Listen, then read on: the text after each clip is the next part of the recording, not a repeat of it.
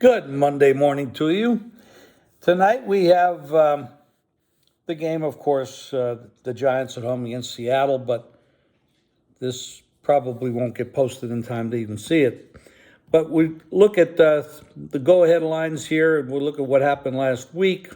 The Bears will be at Washington. Washington's a 7-point favorite, 44.5. I don't know if the Commanders can actually handle being a big favorite. The Bears showed some life last week, some very bad coaching decisions, but there's a lot of poor coaches, a lot of poor quarterbacks in the league this year.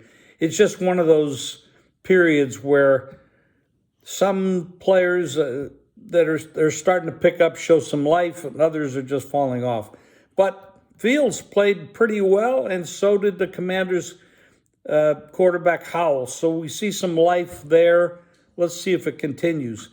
Then we go overseas. We go the Jaguars and Buffalo. Buffalo is 5.5, 6-point favorite, 47.5.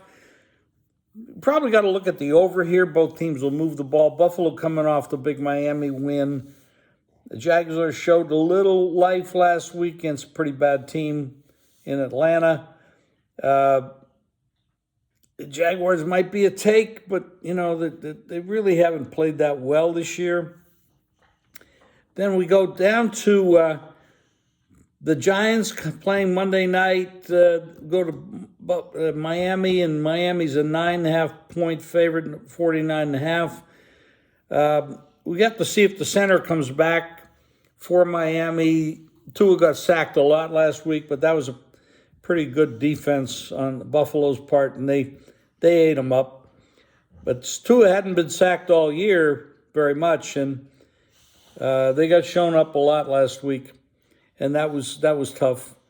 The Saints go to New England, and New England's a disaster. And I tell you, the genius tag on Belichick might have to have a slash to a Tom Brady and the offensive coordinator at the time, because the genius doesn't look very much like a genius anymore. They're horrible.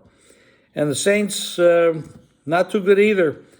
And with Carr, he really was miserable the other day. 13 passes behind the line of scrimmage to Kamara.